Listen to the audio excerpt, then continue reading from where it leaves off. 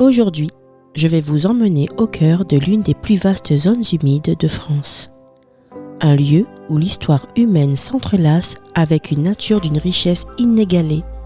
Voici l'histoire fascinante des marais de Caux, en Guyane française.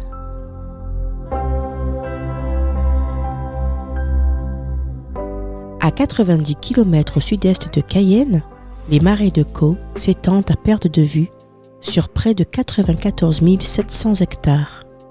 Un espace où l'eau règne en maître, créant un paysage fait de mangroves, de savanes inondables et de forêts tropicales. Mais bien avant que ce territoire ne soit reconnu pour sa biodiversité, il était le théâtre d'une vie humaine riche et parfois tumultueuse. Les Amérindiens furent les premiers à fouler ces terres. Sur la montagne Favare, qui domine les marais, les archéologues ont trouvé des traces de leur passage. Des fragments de poterie finement décorés, des outils taillés dans la pierre et même des morceaux de charbon témoignent de leurs feux anciens. Une roche gravée, vestige de leur art rupestre, témoigne également de la dimension spirituelle qu'ils attribuaient à ces lieux. Ici, la nature n'était pas seulement un espace de vie, mais aussi un monde sacré, peuplé de mythes et d'esprits.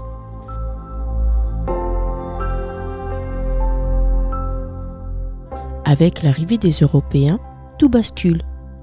Au XVIIIe siècle, les marais de Caux, que les cartes de l'époque désignent sous des noms comme Caux ou Cobone, deviennent un nouvel objectif de la colonisation française.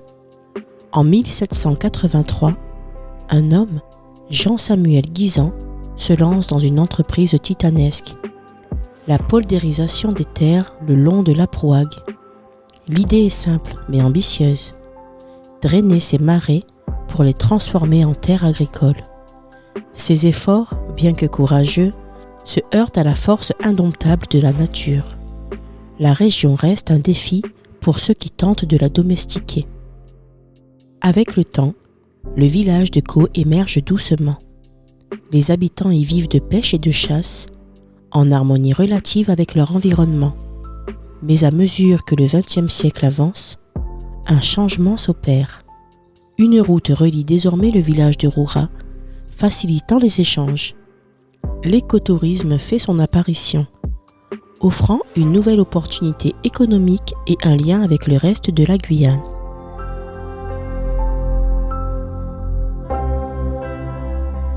La reconnaissance officielle de la richesse de ces marais arrive en 1998 avec la création de la réserve naturelle nationale des marais des Caux Roura.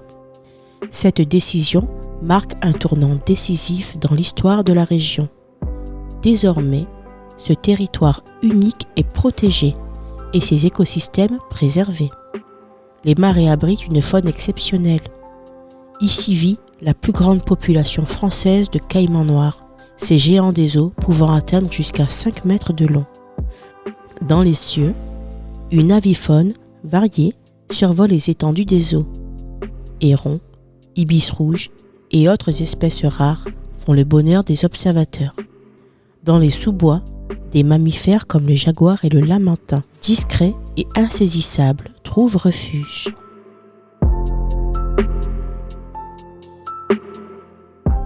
Mais les marais de Caux ne sont pas qu'un sanctuaire naturel. Ils portent également les traces d'un passé humain riche et parfois oublié. Les sites d'art rupestres, les vestiges amérindiens et les marques laissées par les colons témoignent des siècles d'interaction entre l'homme et cette nature généreuse mais exigeante. Aujourd'hui, ce lieu attire des visiteurs venus chercher le dépaysement et l'émerveillement. Chaque détour révèle une nouvelle surprise. Un caïman immobile, ses yeux perçant la surface de l'eau, une envolée d'oiseaux peignant le ciel de 1000 couleurs, ou encore le murmure des arbres, racontant à leur manière l'histoire ancienne des hommes et des marais.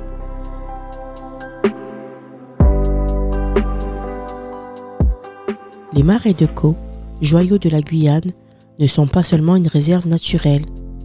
Ils sont un livre ouvert, dont chaque page raconte un fragment de l'histoire de cette région, de ses premiers habitants à ceux qui aujourd'hui veille à la préserver. Ici, le temps semble suspendu et l'harmonie fragile entre l'homme et la nature continue de vibrer, telle une mélodie intemporelle. Et vous, avez-vous déjà visité le marais de Caux ? Vous pouvez partager votre expérience sur notre chaîne YouTube. Pensez à liker. Je vous dis à demain sur Wesh Radio pour une nouvelle chronique guyanaise sur Ces lieux qui racontent.